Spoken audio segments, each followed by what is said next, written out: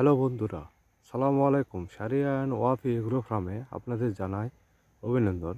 বন্ধুরা, আগে আমি দেখাইছি টিস্যু কালচার পদ্ধতিতে আমি যে চারা করছিলাম, সেই চারা আমি লাগাইছিলাম। তো সময় ইয়েকে আমি ভিডিওগুলা দিতে পারিনি। তো বন্ধুরা, এই চারাতে আমি দ্বিতীয়বার খাবার দিচ্ছি। 55 দিন হয়ে যাচ্ছে। তো 55 দিন হয়, যেহেতু আমি একটু লেট করে দিচ্ছি, একটু দেরি হয়ে গেছে। এই জন্য যে শীতের জন্য খাবার দেয়নি। তো বন্ধুরা, এখন খাবার দেওয়াটা জরুরি হয়ে গেছে। দেখুন আমার এই 55 দিনের গাছ কতখানি হয়ে গেছে। প্রায় 1.5 ফিট, 2 ফিটের মতো হয়ে গেছে, 1.5-2 ফিটের মতো। তো বন্ধুরা, এই গাছে আমি খাবার দিয়ে এতে মাটি দিচ্ছি। দেখুন মাটি কত সুন্দর করে মিল করে দিচ্ছি।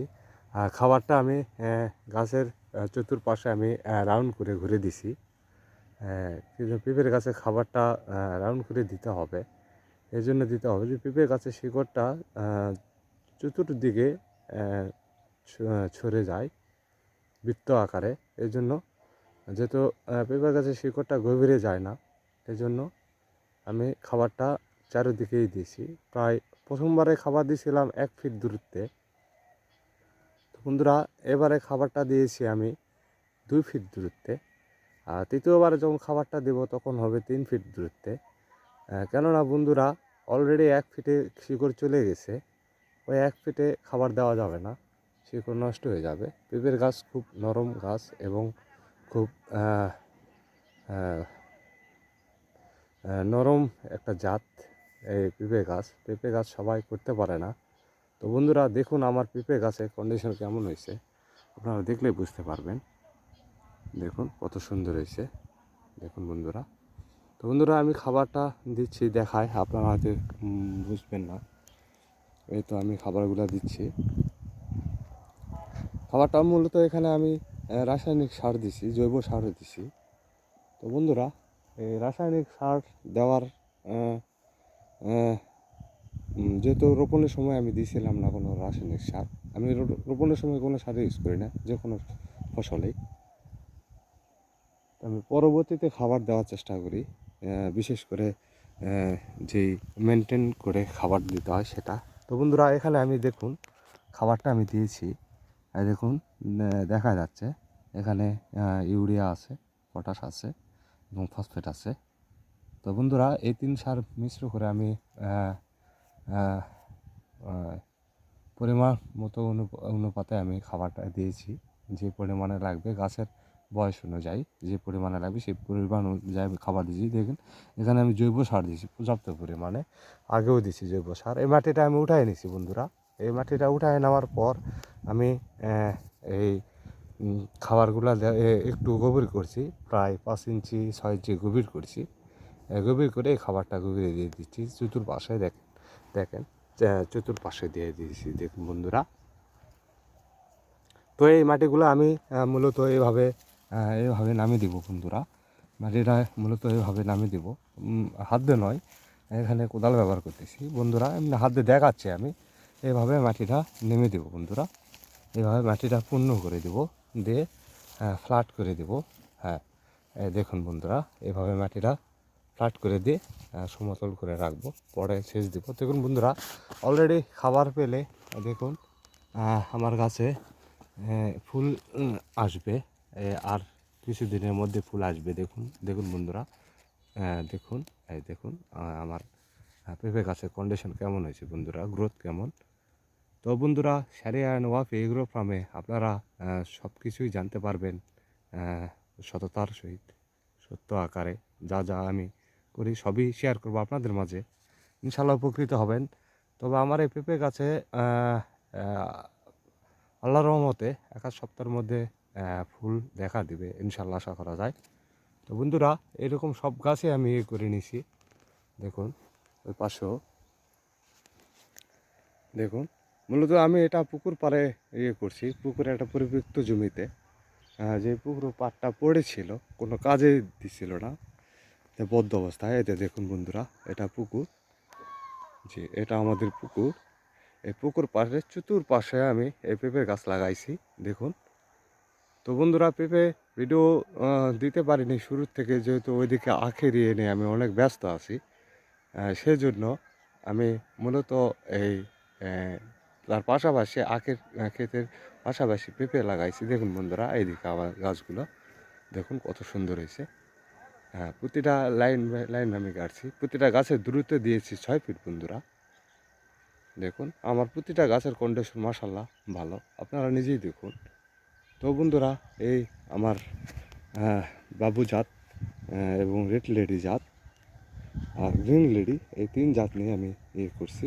শাহি অল্প পরিসর আছে, শাহি লাগাইছি পরে লাগাইছি যেগুলা, ওগুলা শাহি আছে, রেড লেডি আছে। তো বন্ধুরা, ওগুলা আমি ছোটো গাছ, ওগুলা পরে ইয়ে করবো, ওটা সবে মাত্র লাগাইছি কিছুদিন হলো।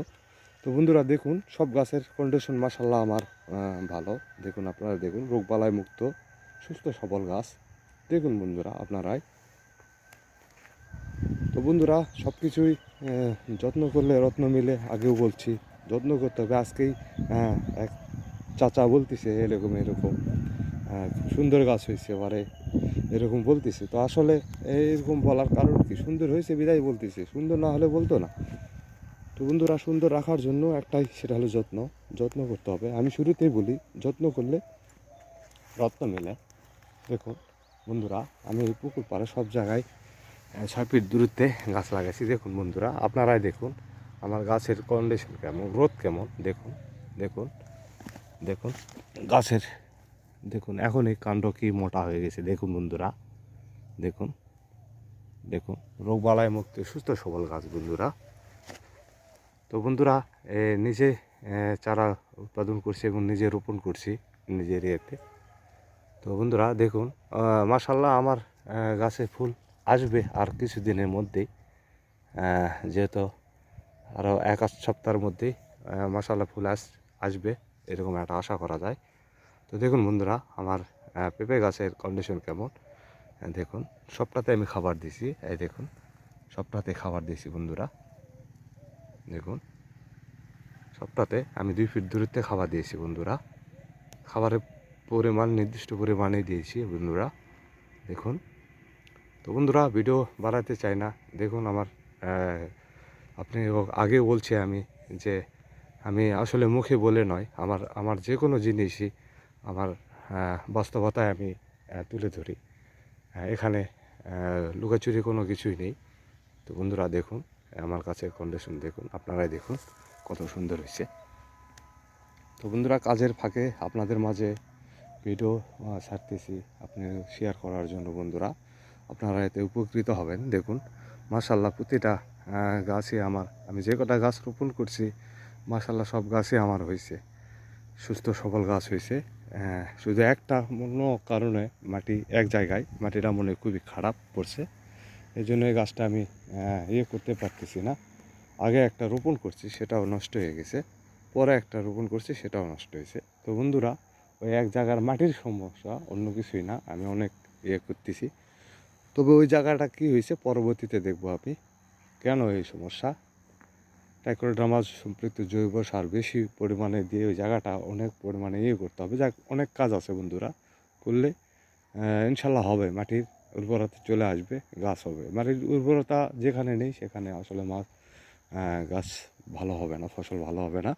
তো বন্ধুরা দেখুন, এইরকম আমার পুকুর পাড়, এই পুকুর পাড়ে প্রতিটা ইয়েতে আমি ইয়ে করছি।